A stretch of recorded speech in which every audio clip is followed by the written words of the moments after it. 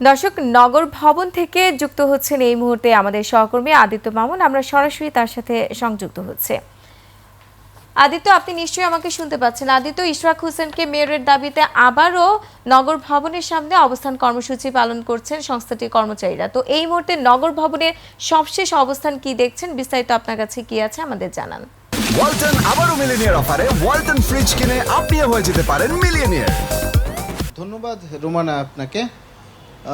ঈদের ঠিক পরে আজকে প্রথম কর্মদিবস থেকেই ইশরাক হোসেনকে মেয়র হিসাবে মেনে নেওয়া এবং শপথ বাক্য পাঠ করানোর যে দাবি, অর্থাৎ দায়িত্ব বুঝে দেবার দাবিতে তার সমর্থক অনুসারীরা নগর ভবনে অবস্থান নিয়েছিলেন এবং তারা এখন পর্যন্ত বিচ্ছিন্নভাবে আছেন। মেয়র প্রার্থী যিনি নিজেকে ঘোষণা করেছেন ইশরাক হোসেন, উনিও ছিলেন।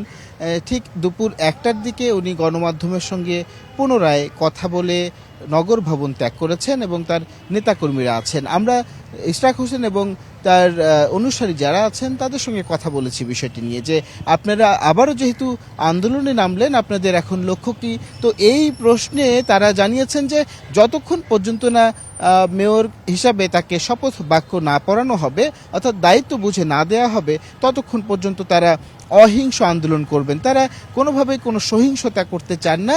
তবে সরকারকে কঠোর বার্তা দিয়েছেন যে এটি আসলে দুর্বলতা নয়, অহিংস কর্মকাণ্ড অবস্থান কর্মসূচি পালন করাটাকেই আসলে দুর্বলতা হিসাবে যেন সরকার না দেখেন, এটা বিবেচনায় নিয়ে যেন দ্রুততর সময়ের মধ্যে ইশরাককে মেয়র হিসাবে ঘোষণা দেওয়া হয়।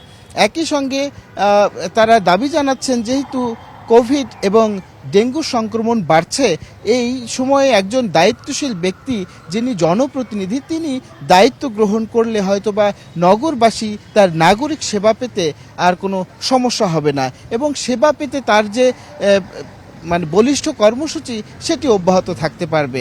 আর একটা বিষয় আপনাকে জানিয়ে রাখি, ইশরাক হোসেনের কর্মী সমর্থকরা যখন নগর ভবনে অবস্থান নিয়েছেন তখন অবধারিতভাবেই নগর ভবনের যে স্বাভাবিক কর্মকাণ্ড সেটি কিন্তু ব্যাহত আছে, অর্থাৎ একরকমভাবে অকার্যকর রয়েছে ঢাকা দক্ষিণ সিটি কর্পোরেশনের সমস্ত নাগরিক কর্মকাণ্ড। তো এই ছিল নগর ভবন থেকে আমার কাছে মেয়র ইশরাক হোসেনের মেয়র পদে শপথ পড়ানোর যে দাবি, সে দাবির সর্বশেষ পরিস্থিতি।